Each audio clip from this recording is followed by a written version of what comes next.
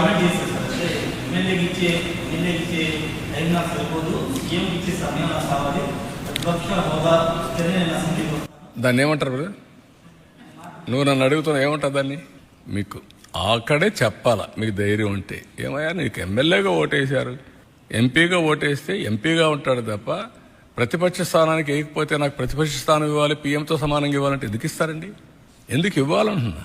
ఎవరిస్తారు?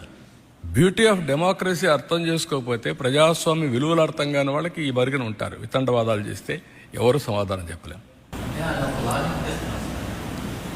మూడు రాజకీయ పార్టీలు, అన్ని రాజకీయ పార్టీలు మూడు కోట్లుగా ప్రభుత్వం ఉన్నారు కాబట్టి మేము ఒక్కరిగా ఉన్నాం కాబట్టి మాకు ప్రతిపక్ష పార్టీ.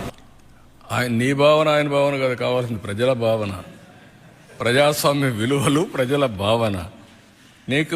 నేను ఎగతాళి చేయడం లేదు. Will respect people.